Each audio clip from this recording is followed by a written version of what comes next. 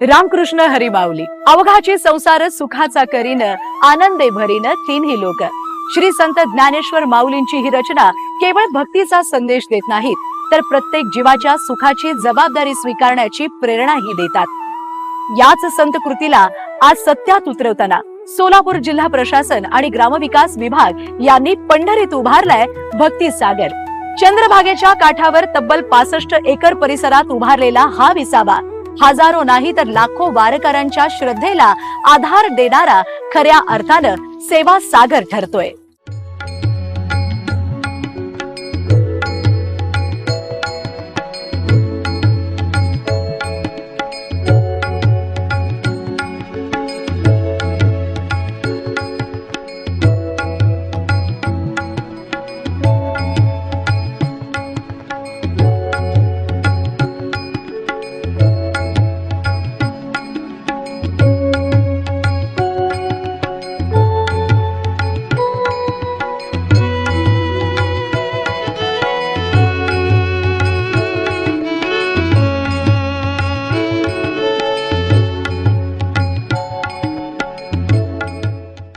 दरवर्षी देहू आणि आळंदीपासून शेकडो किलोमीटरचा प्रवास पायी पूर्ण करून वारकरी पंढरपुरात दाखल होतात। पण दर्शनापूर्वी सर्वात मोठा प्रश्न असायचा तो म्हणजे सुरक्षित आणि सन्मानजनक निवाऱ्याचा। याच गरजेची दखल घेत प्रशासनानं चंद्रभागेच्या तीरावर साकारला भक्ती सागर विसावा। या 65 एकर मध्ये ज्या सुविधा आहेत त्या खूपच चांगल्या आहेत। अगदी आम्हाला अनुभव आलाय की या सरकारनं चांगल्या प्रकारच्या सुविधा दिल्यात। शौचालय आहेत, लाईटची सोय आहे, पाण्याची सोय आहे।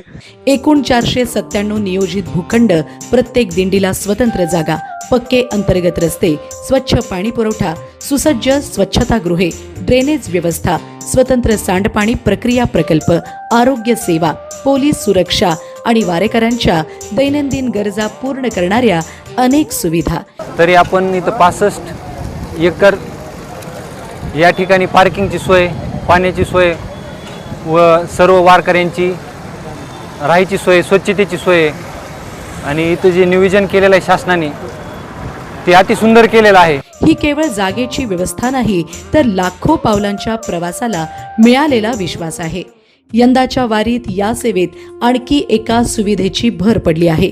भक्ती सागर परिसरातून थेट चंद्रभागेपर्यंत जाणारा नवीन घाट। या घाटामुळे वारेकऱ्यांना स्नानासाठी अधिक सुरक्षित आणि सुलभ मार्ग उपलब्ध झालाय।